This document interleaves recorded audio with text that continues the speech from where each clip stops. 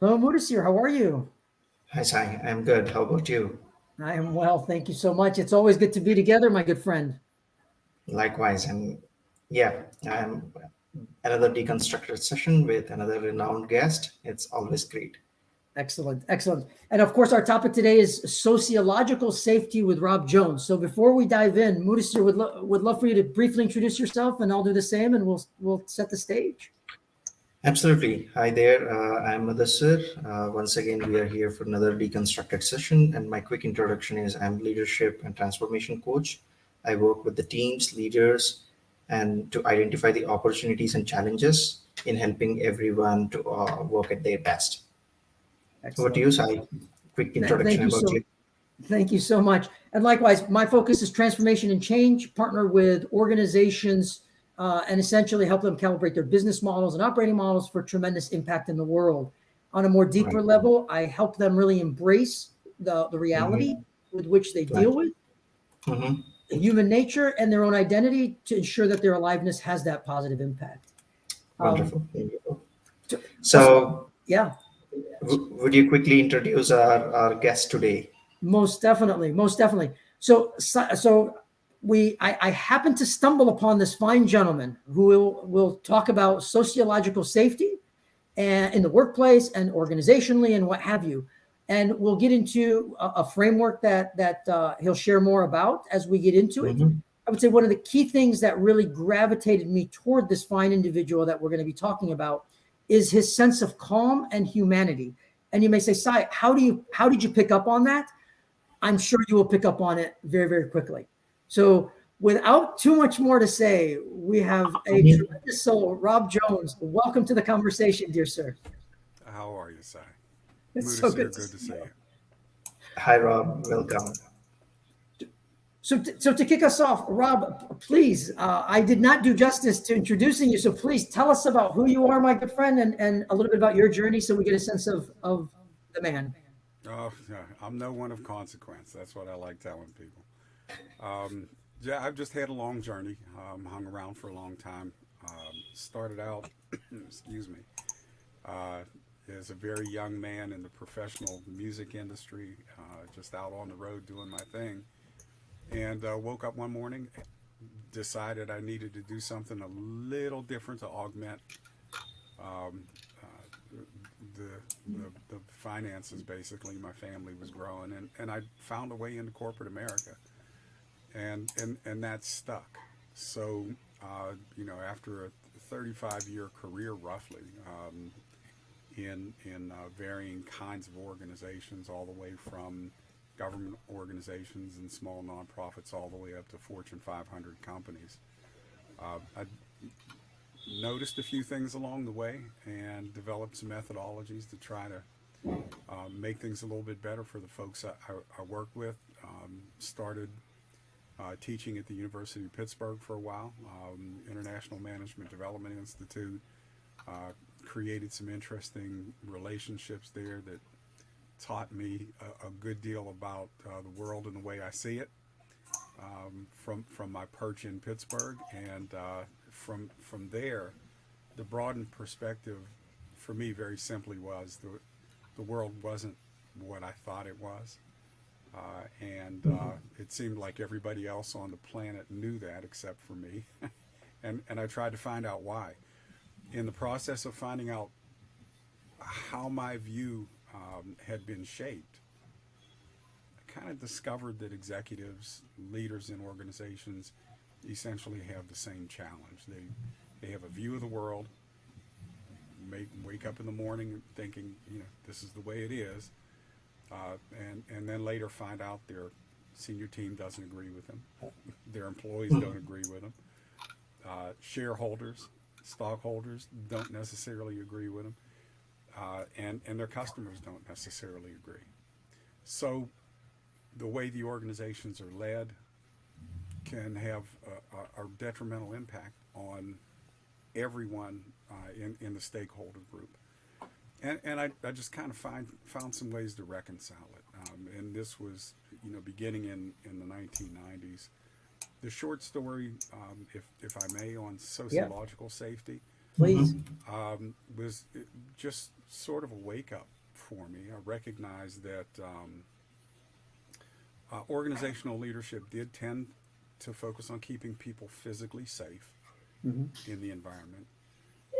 And in the 90s, I began to hear about psychological safety, and recognized, because of some applied research I was doing at the time, that psychological safety applied specifically to establishing a shared belief.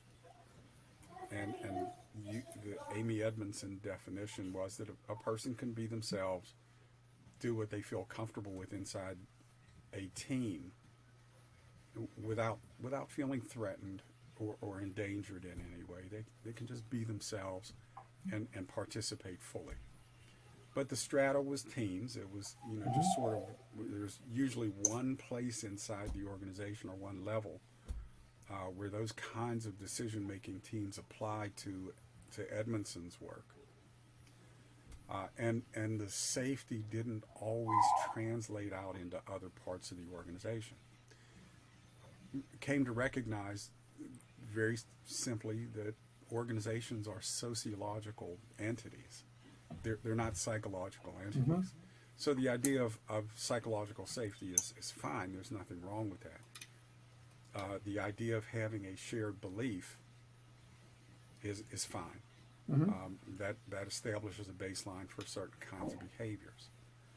But just as I woke up one morning and recognized that my beliefs weren't attuned to the way the world really was, senior leaders can kind of understand why a sociological framework, which essentially works centered in the social systems within the organization, can have a more real impact and a broader impact than the narrow strata of safety in teams and trying to create an epidemiology that translates out of that into some kind of an organizational behavior.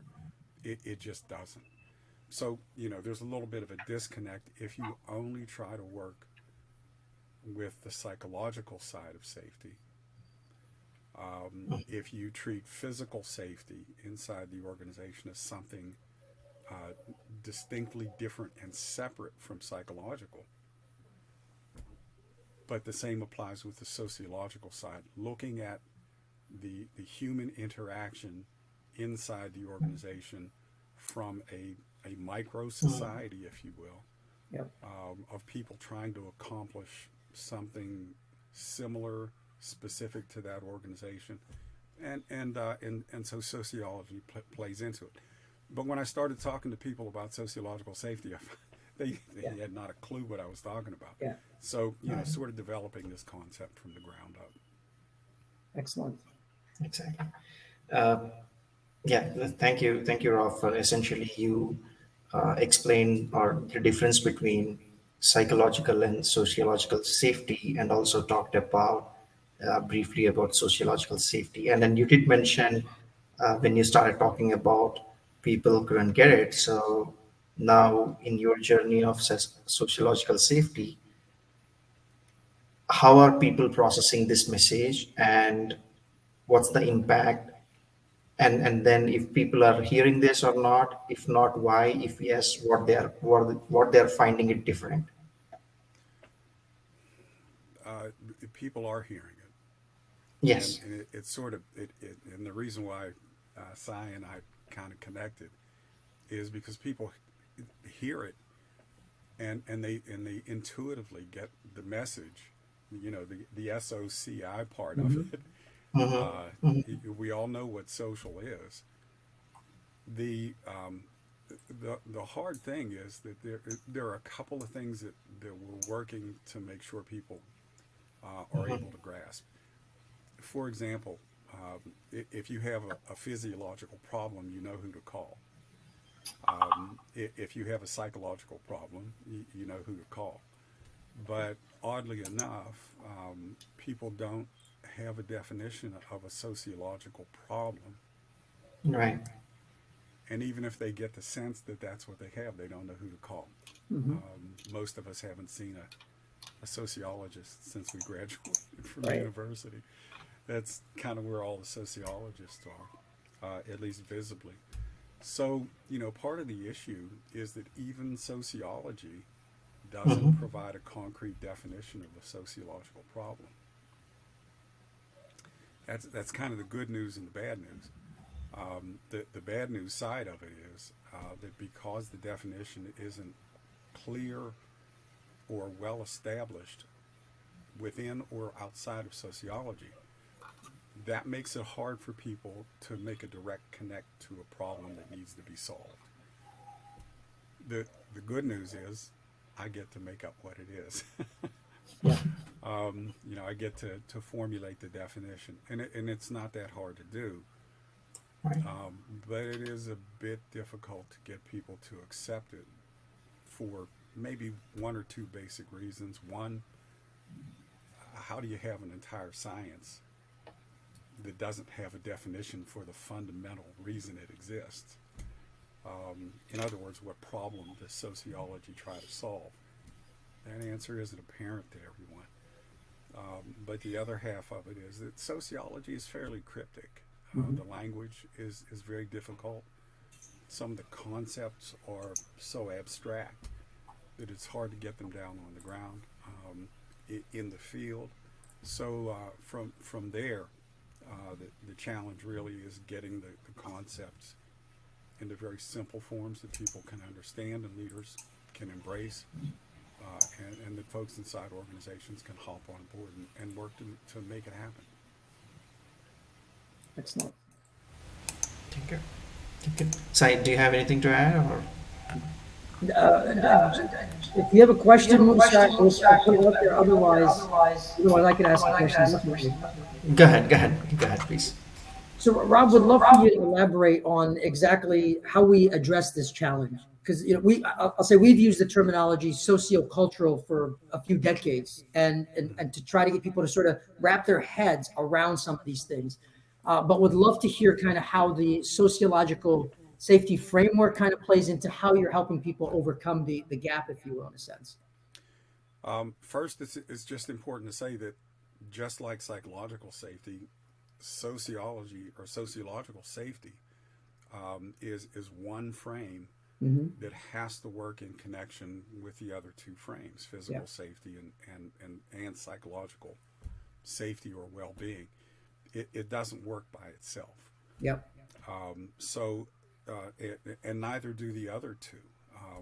When people are in hospitals or when they're visiting doctors or in healthcare scenario, their psychology is very important, and the structures of the system are very important as well. So sociology falls around three main perspectives. One is what's called a structure / function of an organization or a people system. And those kind of structures aren't hard to define. We do that in business all the time. We talk about networks versus hierarchies versus matrix. We talk about culture as a structure inside an organization.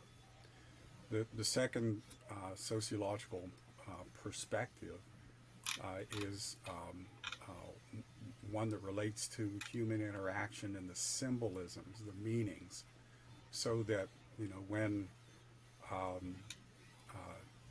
we run into a CEO inside the organization, there are all kinds of meanings associated with the title, the position, the duties and responsibilities. When we run into the maintenance folks, there are meanings behind it. And in terms of culture, culture is just very simply steeped in meaning. But we really don't talk about meaning and symbols when we talk about culture inside organizations. So sociology sort of has that major perspective. So, and there's another, but those two are sort of where we focus inside business organizations on human interaction, the meanings associated with them, and the structures in which those meanings exist and the interactions occur, and how to make sure we understand them in a real way. the most simple way to describe that, using sort of two um, uh, terms that are familiar to scientists, but most of us don't use them. One is the corporeal side. Um, the real, corporeal ends in the word real. And corpus just sort of means the body. The things that affect us on a day-to-day basis from a corporeal standpoint are what scientists refer to as manifest. In other words, we can see them. So, if somebody does something to you in the organization that you don't like, it's manifest. You can feel it. You don't have to wonder about it. It actually happened. Yeah. The other side of it is latent, meaning you just have to, you got to interpret it, but you can't put your hands on exactly what it is. It doesn't have a real effect in any way other than the way you perceive it or accept it. And you may not even be able to describe it in a way somebody else can understand. So those two areas, the manifest and the latent, are what we help business leaders to understand, so that they can sort of get a handle on those two little frames and how they work inside the bigger social structures and interactions inside the organization. Excellent. Excellent. Rob, if you're okay, I'm going to ask you to elaborate on a statement, if you will, which I think is very, very powerful, and just sort of seize the opportunity to get your wisdom integrated here into the conversation even further. You as you look at the concept, if you will, it really, you've emphasized it promotes and facilitates permanent readiness for change and personal and professional growth, right? Mitigates workplace conflict and facilitates productive sociological, physiological, and psychological behaviors. I really love the emphasis in particular about facilitating permanent readiness for change in personal and professional growth in particular. I'm blending into it. Any elaboration on that sort of expression, Rob, that you think is worthy of folks to really take in? Boy, yeah, maybe a tidbit or two. I'm having a really Please. good time on LinkedIn, by the way, with Nora Bateson. She's just started a conversation about what she called readying, and put out a brilliant paper on it that I think everybody should read. Yeah. And almost nobody's going to understand, including me. It to get up to Nora's level, it takes a tremendous amount of intellectual effort and energy. But she called it readying, READY-ING. Yeah. And it's absolutely fascinating, but it resonates with the whole idea of permanent readiness, the ability to understand the change is coming no matter what we do. Even if we sit here, you and I, and just stare at each other, the world is changing around us, and we're changing on the inside every day. So the ability to come to grips with that is largely self-determined. Health and other environmental issues aside, our state of readiness to accept, manage, and effect change in life is something that we can be trained to do, or something we can prepare ourselves to do. So the state of permanent readiness for change just means that, from a sociological standpoint, that folks have to be prepared to make the changes that happen within society. That sounds kind of abstract. So to sort of give you a practical example, in the United States, our system is a democratic system. But from a societal standpoint, there are folks who have the idea that there are some things that shouldn't change. In fact, many things that shouldn't change, even though the fundamental nature of the democratic system is to not only accept change, but to foment change through democratic processes. And so there's sort of the other perspective from in sociology I didn't talk about was the conflict perspective. It's also being referred to these days as critical analysis. But the idea here is if you live in a country that's a democratic nation and things don't swing your way in a democracy, you can't just chuck it and and be permanently resistive to the kinds of changes that will happen in that sort of society. So you have this whole sociological structure that has been centered on a way of managing and generating change, and yet you have some groups that broadly welcome any change and other groups that broadly reject many changes. And so the conflict that occurs in that kind of a society can be very, very difficult and tricky to deal with. So, the framers of the Constitution tried to set up a way to have it both ways. Mhm. And we kind of see where everybody is on that right now. The state of society where you're trying to have a structure that facilitates change, but a constitution that may not make it easy to manage that. Well, organizations, business organizations, nonprofits, they have charters as well. So you end up, with businesses talking about change,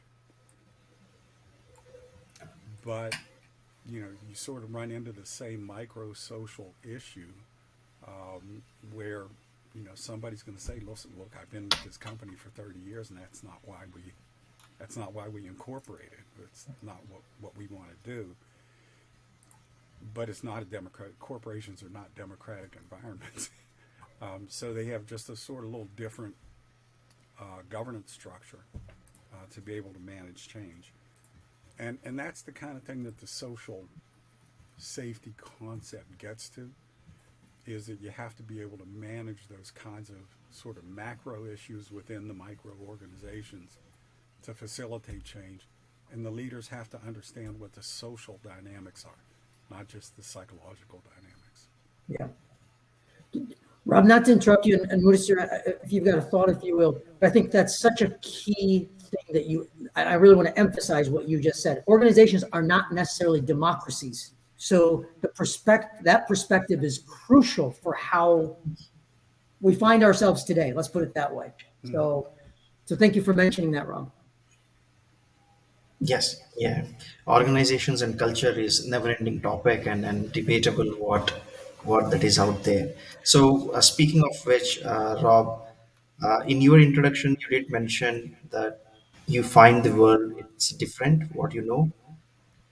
So, help us. What did you find that is different, and what is the guidance that you have to offer for us and our audience? Ooh. Part of the experience I had at the University of Pittsburgh, and I was already in a pretty, what I thought was a broad and spacious environment in the entertainment industry. You run into all kinds of people, and and you have to work with them all the way down to the ensemble, where you're actually doing the performance, and there's innovation, there's a lot of energy exchange, there's communication, but the language is music. It's not necessarily verbal. A lot of things going on in there. So I was pretty comfortable dealing with everyone to accomplish some specific purposes. What I went through at the university was really pretty simple. In the International Management Development Institute, they University of Pittsburgh brought in people from all over the world to teach management perspectives. It became evident to me very quickly, about like 2 minutes into the first the first semester in the first class, with people from all regions around the world except America. That there were things I believed, knowledge I thought I had, and a way of viewing the world that was really accepting and broad, and Mhm. and I'll use the word truth, truthful. Uh, Not so much. My view of the world was shaped by watching American television, American news, and being sort of, steeped in the culture of my industry, but also my city. Fortunately, I feel like I was equipped to handle the feedback I was getting from the classroom about how American management dynamics wouldn't necessarily be applicable. Even the vocabulary and the language not applicable in other countries. And this was in the late '80s, early '90s. And so we had to find ways. I had to find ways to translate those concepts into things that would be workable in other places in the world. Sometimes I succeeded, sometimes I didn't. And the great thing about not succeeding, very simply, was that I had to change my views, as opposed to impacting the views of the students. And they were all adults. These were not children. These were adults who were running ministries in other countries, heading up entire large government agencies, operating systems that affected the lives of the people in their countries. Ministers of finance, ministers of health, ministers of technology, information systems. So these weren't school children. Not that there's anything wrong with being a school child, Yeah. but there were complex issues, and so I had to find a way to open myself up to what I was hearing from them, as much as anything from a pedagogical standpoint that I could transfer to those men and women. So my view of the world was shaped over the 10 years or so that I was engaged with the university, so that I developed more of a skepticism about what I believed. Um, and so a healthy skepticism for management about their own beliefs and their own styles and behaviors and cultures is something that's part of a sociological framework. Important to understand that safety is just one facet. It's actually what I would define as one sociological problem. Everybody wants to be safe. Nobody feels safe. So, that from a societal standpoint is just one thing. But there are a number of other sociological problems, major issues that we have to deal with. And so for the folks that I talk to, who can't understand, the leaders that I talk to, who can't seem to understand why their employees don't feel safe, it's largely because of the social issues that come into the organization with the employees that they hire. Maybe one example might be, most of us are familiar with Charlottesville and what happened in Charlottesville. And it was on film. It was videotaped. Yeah. So the folks that were there and engaged in that activity, when it was over, they didn't all go back into the woods in any what you might call either side of the organization or of the day's activities. They didn't go into the woods and wait for the next opportunity to have a demonstration and to share their social views. They went to work. They had jobs. And so on that Monday morning, can you imagine yourself watching the news and seeing your supervisor on Fox News or CNN as a member of that crowd? But it happened for people. Yes. The folks came right back to work on Monday morning, and watched the CNN and Fox News reports just like everybody else did, and recognized their coworkers had been engaged in that. So how do you deal with that? And management, I think, tends to sort of screen themselves from that idea that their employees are deeply engaged in social conflict, and that is bound to make its way back into organizations, and there is no psychology that will fundamentally alter employees' ability to deal with one another once they find those things out. So you need more of a social structure and manifest behavioral protocol to be able to handle that kind of thing on the job, and just having a shared belief that you're safe created by rituals inside the organization just very simply isn't enough. Did I go a little far afield on that? I'm not sure if I answered your question. No, it helps, and you think you put the things in perspective. It helps things. Yeah, Good. I think it definitely gives a broad lens, and it is a broad lens exactly to the topic, Rob. I mean, so no, it's definitely worthwhile. I know we're coming up, if you will, on time, and especially respectfully to Rob, we'd love to have you come back. This is a very deep and broad conversation. Just some of the time constraints that we've run into today on our end. But any sort of thoughts to leave us with, Rob, as we kind of close out, if you will, my good friend? Uh, the sort of the difference between belief and evidence,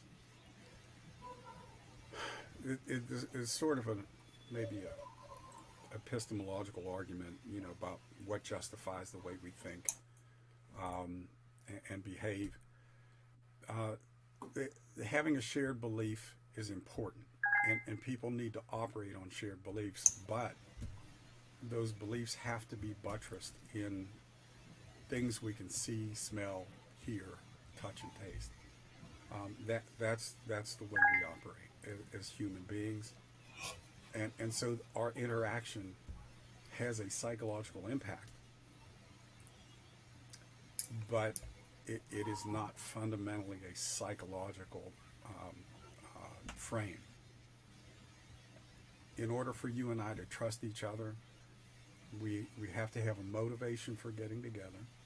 We have to have performance that justifies our belief that we can trust one another. And therefore, we have to have an experience base that serves as proof, at least temporarily, during our 8-hour citizenship inside our organizations, that we can walk in safe and we can walk out safe, that we can feel safe with the people, among the people, and because of the people that we're with. But it can't strictly be psychological. We've got to have something a little more solid than that, because our belief systems, as I started out in the beginning saying, our belief systems aren't always valid and based on evidence. And that's what the sociological perspective is, more one that's centered in physical evidence of the things that we believe. Well said. Very well said. Very well said. Thank you, Rob. Mudasir, any thoughts from your perspective as we close out, if you will? One major thing that I personally consider it as a takeaway from this conversation is permanent readiness for change that helps in from every aspect and in every perspective. Thanks, Rob, for your valuable insights. Thank you. I'll just end it, on my end by saying that there's a difference between change and progress. Yeah. They're not the Right. same things. Yep. Exactly. We talk a lot about change, but change comes whether we want it to or not. Progress, it's a very different story. That's sort of the difference between psychology and sociology. Well said. Wonderful. Thank you. Thank you Very well for said. being explicit. Thanks. Well, very well said. And likewise, number one, thank you, Rob, so much for making the time. And very openly, we'd love to have you come back, quite honestly, because I think there's a richer space to explore. So if I can close out with sort of just a perspective likewise, I think hopefully people looking at the conversation here, there's a humbleness, there's a calmness to the man, if you will, Rob Jones, that truly manifests from experience, because that experience gives us, the journey that we're on. And one thing that you eloquently called out, and I've seen this, and I hope we have an opportunity to talk about this even deeper. People need to be skeptics when we start. We should always be skeptics. However, we need to be careful not to become cynics or idealists, but live in the real world, if you will, with a healthy sense of skepticism. Dear sir, I hope you come back to join us. It was a privilege to be here. Thank you very much. Thank you so much, Robin. Thank you, Mudasir. Thank you, Thank you, gentlemen. Great Take talking care to now. you both. Thank you. Bye. Thank you.